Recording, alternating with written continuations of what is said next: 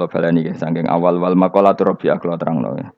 An-Nabi Bakrin Siddiq radhiyallahu anhu dawe az-zulumatu khamsun. Dawe Abu Bakar kegelapan itu ada 5. Iki mergo Abu Bakar wong saleh, nek kegelapan yo luwih akeh. Dadi ora pati apal nek jumlahe akeh ora pati apal. Roe muk pira? 5. Nah, zaman akhir ora trimo 5 ribuan napa? Ribuan. Nomor 1 hubud dunya. Seneng dunya. Seneng dunia macam-macam, seneng pangkat, seneng apa saja yang tidak mengantarkan ke akhirat. Iku darani napa? Dunia. Atau apa saja yang murahan, iku darani dunia. Kalau terangno definisi dunia, dunia kata dana ya dunu-dunuan. Ana sing ulama nasrib sangka dania, dania terus ditakhfif hamzah dadi daniah. Daniah terus ditakhfif hamzah dadi ya daniyah. Daniyah terus ngikuti wazan fu'la jadi dunya. Jadi anggar barang sing hina iku jenenge napa? Dunya. Utawa barang sing dekat iku jenenge dunya. Mergo maknane dunya iku saiki, dana iku maknane dekat. Akhirat nanti. Srungokno wae kok kowe suwe-suwe paham. Sehingga sesuatu yang tidak murahan kayak sujud, kayak sedekah, kayak ngaji iku ora dunya. Ini kesaksian akhirat. Sehingga ngendikan Ibnu Khaldun niku Allah itu ngeritik dunia ya yang perlu dikritik. Bahkan kadang akhirat pun dikritik pangeran. Swarga pun kadang dikritik pangeran. Nak waya perlu dikritik. Karena ada konteksnya. Ada apa? Konteksnya. Misalnya begini. Saya punya kitab namanya Khilyatul Auliya atau Baqatul Asfiya. Saya sampai sekarang belajar kitab itu terus. Ini sekitar 14 jilid. Ini kitab Induan Ikhya. Saya berkali-kali ngomong di mana-mana. Imam Ghazali dalam hal mana Kibul Akhyar, sejarah orang-orang pilihan itu nginduk kitab nama Khilyatul Auliya itu 14 jilid. Dalam ilmu tasawuf beliau nginduk kitab jenis Qutil Qulub, ini karangan Abu Thalib Al-Makki. Dalam fikih tentu beliau nginduk gurunya Imam Haromen. Dan memang kitab itu harus nginduk, kalau tidak namanya mukhtarik, bikin-bikin. Memang syaratnya ulama harus muttabi, dia hanya pengikut, tidak boleh kreasi. Kalau kreasi namanya bid'ah, nama bid'ah. Kalau terang, di situ ada cerita ada seorang sufi bodoh ngeritik dunia entek ngamal. Dunia wis ora ono benere, dunia ku nggon batang, pokoke dunia ku jifah batang. Sing berebut batang ya siap-siap rebutan mbek asu, pokoke ngomong wis tok ndi-ndi. Sayyidina Umar itu agak tersinggung dengan makalahnya orang sufi yang bodoh ini. Ya rata-rata orang sufi memang bodoh. Kecuali gelem ngaji fikih. Setelah ngomong ngalor ngidul dunia ku swelek terus dekne biasa lah wong sufi terus milih dhewean terus orang lakoni popo, ngerti-ngerti lesu, kok mangan wae lesu. Orang sufi kan gitu. Singkat cerita terus Umar agak marah tapi beliau masih bisa mengendalikan diri terus kata beliau, "Sal sayyidah." Sal hadas sayyid. Kamu tanya hadas sayyid, maksudnya sayyid dalam bahasa dulu itu ya orang terhormat. Dalam bahasa zaman era itu maknanya sayyid itu masih apa? Sadat maksudnya bukan Habib, bukan. Kalau dalam bahasa Arab dulu itu memang kalau Habib itu ya Nabi, kalau Sayyid Sadatus Sufia itu belum pasti maknanya apa? Habib ya, tokoh-tokoh yang diikuti dalam apa? Makalahnya, dalam apa? Makalahnya. Terus kata Ubay bin Ka'ab, dan ini menurut saya benar sekali, dan kamu harus mengikuti Ubay bin Ka'ab. Dia adalah termasuk 6 sahabat yang dipuji Nabi min ahlil Quran, apa? Yang dipuji Nabi min ahlil apa? Quran. Kata Ubay bin Ka'ab, lalu Anda masuk surga karena apa? Lalu Anda masuk neraka karena apa? Lalu Anda dapat ridho Allah karena apa? Kamu itu bisa masuk surga lihadidar karena kenangan di rumah ini, maksudnya karena dunia ini. Karena sujud kamu, karena kebaikan kamu, itu di mana? Allah mereferensi amal kamu ya di dunia ini. Kamu masuk surga karena sujud kamu di dunia ini, nanti masuk neraka karena keangkuhan kamu di dunia ini. Fahadi dunya mi'yar, dunia ini adalah takaran. Semua referensi Tuhan tentang akhirat itu merujuk kelakuan kita apa? Di dunia. Sehingga kalau kamu masuk surga selamanya lama, itu ya karena kebaikan kamu di dunia. Maka jangan kritik dunia ini. Karena dunia itu mahalu sujudika, mahalu ruku'ika, mahalu pokoknya dia marah-marah. Sehingga semenjak itu kata Ibnu Khaldun, orang tahu dunia yang dikritik adalah dari madatul kalimah dani'ah. Suatu yang murahan. Apa? Yang murahan. Sehingga kalau misalnya orientasinya itu kebesaran, kebesaran li'ila'i kalimatillah, maka itu tidak termasuk dunia. Dan yang suasananya akhirat tapi motifnya adalah kasal, kemalasan, itu yang benar-benar dunia. Makanya Imam Syafi'i sering kritik tasawuf itu sampai ussisati tasawuf alal kasal. Ilmu tasawuf itu basisnya itu karena pemalas.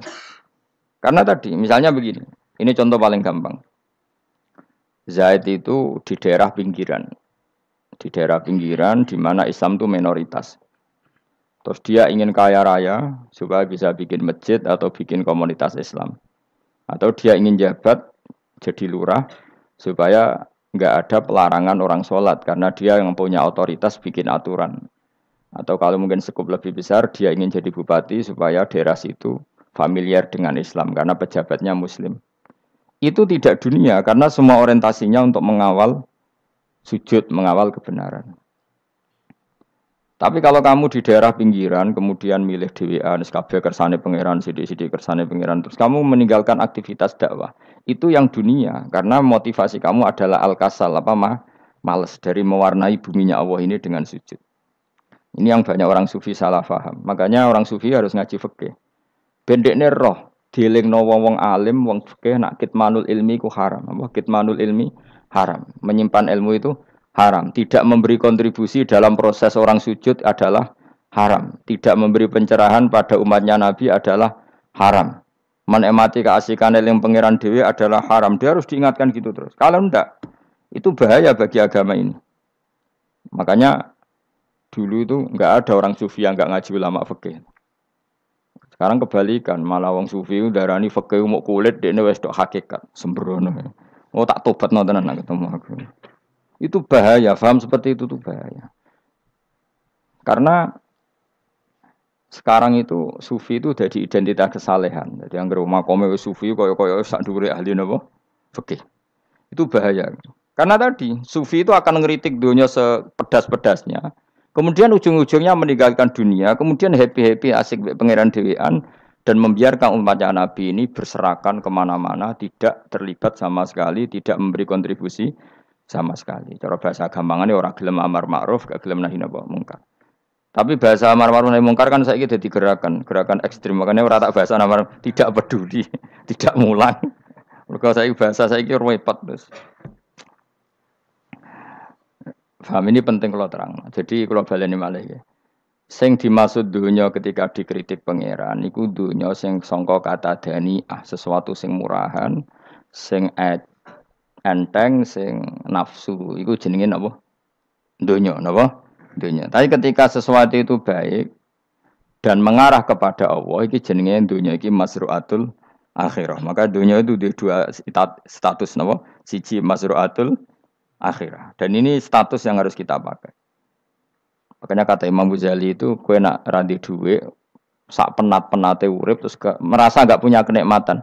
Datang saja ke kuburan, dan yakinlah semua yang sedang mati, keinginannya hanya satu, ingin kembali di dunia dan memperbaiki amal-amalnya. Berarti dunia adalah segala-galanya bagi orang yang sudah mati.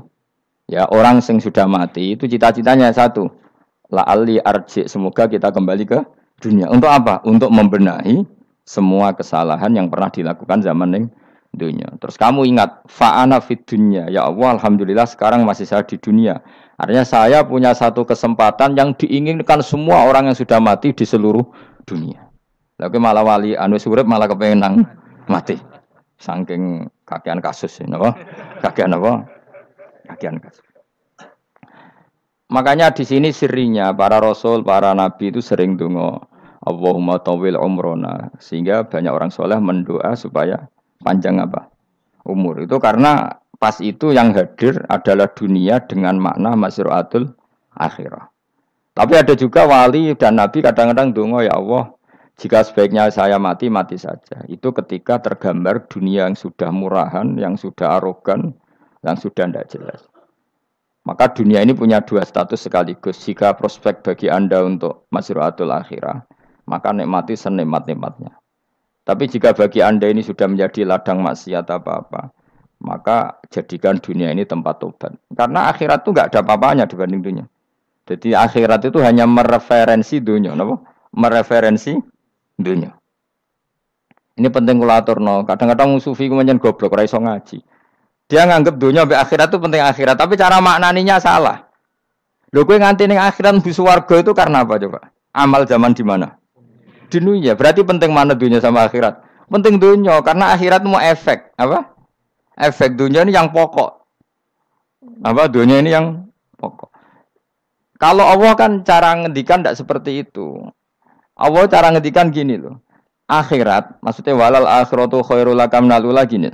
Sesuatu yang berorientasi akhirat dan kemudian menjadikan kamu nyaman di akhirat itu khairul laka minal ula, itu lebih baik ketimbang dunia. Ora kok kowe nak ning dunia nak sepemelek ning akhirat apik ora ngarang ngono, nak ning dunia melek ning akhirat luwih parah. Kayak melaratem cek ngene iki kan. Tapi kan cek iso ngopi, cek iso mangan tengkleng. Sebenarnya akhirat gak iso blas. Dunyel-unyel malaikat ngawur. Gayamu bareng melarat ning dunya lara lah nek akhirat penak. Aku yakin ora luwe lara, tak jamin. Ngeraine kan ketara nak. Keliru omongan aku ning dunya lara lah sementing nek akhirat penak itu ndak bisa. Kowe nyifati dunya nggon lara iku serapati ridho mbek pangeran. Berarti kayak tiga iso ngopi ra syukur, tiga iso mangan ra syukur, anane nyifati dunya lara. Berarti rapati ridho mbek pangeran. Malah dibles-blesno sebenarnya. Pemenang nak pengurus akhiratnya aku tak tekek. Cuma aku lho pengurus ora sebenarnya. Tapi gak ada rencana daftar jadi panitia apa? Akhirat. Tapi kira rata syafaat dia biarno karena ini penting kalau terangno. Makanya Imam Syafi'i masyhur makalah beliau tentang fikih dan tasawuf itu. Nggih saya kutip ya, dan saya memang saya hafalkan terus makna teman. Faqihan wa sufiyan fakun laisa wahida fa inni wa haqqu wa iyyaka ansahu. Terus kata beliau mensifati orang fikih fa hadza qasin lam yadzuq qalbuhu tuqa wa hadza jahulun kaifadul jahli yasluhu. Itu masyhur. Di dunia ini identitas di dunia kita, dunia ulama itu hanya dua. Kalau enggak sufi ya faqih. Kamu jangan jadi salah satu. Faqih adalah orang sing qasin, itu qalbuhu qasin, hatinya itu keras, atine atos. Lam jadu qalbuhu tuqas, gak ditakwa blas. Wong faqih ora ditakwa blas, gak di empati blas. Tapi orang sufi itu wahada jauh ini malah geblek blas, malah parah meneh. Sing sitok atas atine sitok geblek dari Imam Syafi'i itu. Kena protes berarti Imam Syafi'i aja protes aku. Kenapa begitu? Misalnya gini orang fikih. Kalau bapak nyontohkan tuh gini. Orang fikih itu punya aturan. Misalnya kalau ruko tidak begini nggak sah. Sujud kalau nggak begini nggak sah. Sholat kalau tidak begini nggak sah. Oke, aturan itu baik. Tapi punya keangkuhan berpikir. Misalnya ada orang desa terbelakang. Misalnya di pedalaman Gunung Kidul, Kulon Progo. Ada orang yang ditobatkan orang-orang sufi. Orang sufi itu ya sing rodok goblok-goblok itu. Misalnya nobatkan. Enak wae wong fikir melok nobatno tapi tahu-tahu bilang ini sholatnya enggak sah, rukuknya enggak sah, Fatihahnya enggak sah. Jare sing sufi, wah semane nobatno ora iso salat apa ora disahno. Si sufi ya goblok pisan, ketika ngawal si ajudannya tadi salat, enggak dikawal. Sehingga banyak aliran di Jawa salat ala kali Jogo ya ono Fatihah mau meneng tok. Sitok sujud tok. Jadi ini sitok atas atine ora gelem bina tapi muni rasa. Sisi tok goblok, ora tahu nerusno pembinaan. Akhirnya ya mandek ning satu kesalahan dan diwaris ya bergenerasi-generasi. Makanya kata Imam Syafi'i itu sitok goblok, sitok atas sadine. Jadi kamu jangan jadi salah satu itu. Makanya kamu aman karena kamu ndak sufi ya ndak faqih. Makanya enggak masuk enggak masuk yang dikritik Imam Syafi'i. Kamu sufi ya ndak, faqih ya ndak. Makanya kalau Imam Syafi'i ngeritik itu, tapi alhamdulillah saya ndak dua-duanya. Ya ndak sufi, ndak faqih. Karena orang sufi itu kalau ditelusuri itu memang kesalahannya terlalu banyak. Kecuali dia mau ngaji fikih. Kenapa? Kecuali dia mau ngaji fikih. Kayak tadi misalnya, sampai Imam Syafi'i zaman itu duka yang menghentikan usisat tasawuf alal kasal. Ilmu tasawuf itu dibina. Itu berdasar kemalasan. Loh, saya punya teman sufi banyak. Saya ini kiai loh. Punya teman sufi banyak. Teko nggon kula Gus donya wis rusak, sementing sakniki wis ngatah-ngatahno istighfar. Memangnya kita bisa diistighfari pangeran di sepuro pangeran ketika kamu orang alim ndak mulang? Memangnya kowe iso di sepuro pangeran ketika kowe sugih zakat? Memangnya kowe iso di sepuro pangeran wis kere ra nyapu masjid teko Jumatan, bareng rokoke diusep-usep ning pojok masjid bar mulai. Enak wae. Ana keran coplok wis dibarno. Memangnya kamu bisa jadi orang miskin seperti itu kemudian dimaafkan Allah? Ndak bisa. Kamu harus terlibat dalam proses sholat. Wis kere ya urun gawe kran, misale ora ngono ya urun masjid ya nyapu-nyapu, sing sugih urun dhuwit, sing alim urun mulang. Kok enak dunya mbok anggap rusak terus kabeh dhewean. Meneng iso ben kedhewean neraka ora tak baturi ya ngono. Ndak bisa, sufi seperti itu ndak bisa tuh kriminal. Malah Imam Syafi'i dalam satu makalah kowe esuk tasawuf, awan wis rondok ngene. Saking ekstrimnya beliau. Nah, kenapa Imam Ghazali muji orang sufi? Kitab-kitab Risalah Kusairah muji orang sufi itu sufi-sufi yang koyo kowe. Sufi-sufi yang belajar fikih, napa? Sufi-sufi yang masih mau belajar fikih. Kok enak. Jadi sufi itu maknanya sidik-sidik. Zaman wis rusak itu tidak seperti itu. Nak rusak ya amanat pengiran kon melok dandani. Nah, ketika ra kena didandani sebetulnya enggak masalah, kan ada alternatif. Misalnya gini, ada mobil rusak enggak bisa dipakai. Memangnya mobil hanya itu. Kan ada mobil yang lah ini itu jenis fakih. Ini ndak, kamu punya pemimpin hanya 2 atau 3 lah biar enggak nyindir. 3 atau 4 lah. Ketika 4 ini orang ini gagal, seakan-akan Indonesia gagal. Memangnya Indonesia hanya punya orang 4 itu, goblok sekali kita berpikir gitu. Segoblok-gobloknya apa? Memangnya Indonesia itu milik siapa? Kenapa kamu menggantungkannya sama 1-2 orang, 3-4 orang? Gampang aja cari alternatif. Terus, tapi kan harus lewat pemilu. Kusyo ngenteni pemilu 5 tahun cepat. Mustafa Rohin jokno dadi calon presiden. Nak kemen dadi negara tahlil. Karena dekne piye apa ngomong ekonomi ya ora iso. Ngomong wisata ya haram, ngomong budaya haram. Ngomong badan usaha milik negara ya ora roh dene. Lamun langsung dibagi-bagi. Tapi kelirunya kita selalu begitu. Ketika kecewa sama pemimpin, seakan-akan dunia ini tergantung pemimpin itu. Mana ada dunia ini dipasrahkan sama makhluk oleh Allah. Dunia ini milik Allah, nggak pernah dipasrahkan makhluk. Bahkan kiai mati pun nggak ngefek pada agama. Dulu sahabat meninggal agama jalan, wali songo orang-orang pilihan meninggal agama jalan. Karena Allah tidak ridho dunia ini, agama ini, dunia maupun agama dipasrahkan sama seseorang. Allah yang mengurus dunia ini. Apa nak konglomerat mati terus wong melarat kabeh? Ndak kan? Apa nak wong soleh mati terus wong bejat kabeh? Ndak. Allah yang mengurus agama ini, mengurus dunia ini. Saking goblokem, nak ono kecewa mbek makhluk itu. Terus ya Allah, terus seakan-akan dunia ini runtuh. Ono pegatan sakake saiki ora ono sing lanang. Banyak orang pegatan terus untuk bojo luwih apik. Bojone mati sing wedok malah makmur akeh to ora. Makanya pangeran nanya manusa iku entek-entekan. Allah nate ngendikan gini Mas dalam pegatan. Unik ngendikane pangeran. Ya rondok manekno wong pegatan. Wa iya tafarraqa yughnillahu kullam min saati. Kamu tidak usah takut dalam suami istri itu bercerai. Wa iya tafarraqa jika 2 suami istri bercerai, yughnillahu kullam min saati, bahkan satu-satunya per 1 dari kedua mempelai ini bisa dikasih lebih kaya. Banyak enggak wong pegatan terus akhirnya lebih makmur. Dan kenangannya untung pegatan Mas dhisik aku untuk bojo sing dhisik wis. Aduh, selemu goblok. Enggak sing lanang karena bosen dijudisi yang untung saiki di bojo konak bojoku sing dhisik. Banyak enggak orang pegatan kemudian kenangannya itu baik sama yang sekarang. Dengan yang lalu mau nggerutu tok. Banyak enggak? Banyak. Dulu kita punya pemimpin yang cakap, yang otoriter. Zaman itu pun di demo. Coba kita ini kan mulai dulu anggar di pemimpin di demo. Mereka cek urip pantas di demo kan es mati digo kelangenan. Kelakuan kok ngono. Mulai dhisik nganti saiki. Kiai juga gitu, zaman urip dikerwiti. Kok bareng mati kiai penggantinya dikritik ora koyok kiai dhisik. Iku ora ya coba 66 Pak Karno dikritik, Orde Baru diurus gitu tuh. Nabi yang ngono mangsamu presiden tok. Nabi ku kan mukjizat iku ngaji. Jadi mukjizate Nabi ku ngaji. Jare masyarakat kon mukjizat ora keren blas. Mukjizat iku kudu nganggo tongkat. Dadi seru napa? Dianggap Nabi Harry Potter. Jadi Nabi ku mukjizat kok mulang. Mulang iku mengatur logika supaya mapan nikmati Allah dan Rasul. Itu mulang. Mereka agak seneng. Mat.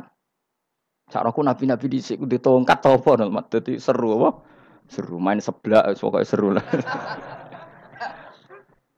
Nabi sempat tertarik. Ya kepengen ditongkat tahu Nabi buah. Kita ya sangar lah apa. Jadi Nabi ngalor ngidul gak apa. Tongkat ngene ana sing nglawan blus terus kecemplung segara. Kan ya seru lah misalnya ana wong Yogya macam-macam tutuk terus likuwi faksi do tenggelam kan seru lah apa. Nah jawab pangeran lucu. Dia matke jok tongkat, gampang nak masalah tongkat. Sekarang ngetokno wit kan gampang tongkate. Memang samu tongkate Nabi Musa terus digawe dikai mori terus dikai minyak ya ora dijupukno wit diketokno memang samu. Wong sing hebat itu sing nyekel dol ora apa. Ya jajal to kate Musa tak kena kowe. Iki ora ono pengaruhe. Wong saiki ning gone Turki digo tontonan ora piye-piye. Lah nek mbate jek aktif Pak Turki nantang Israel duel. Lah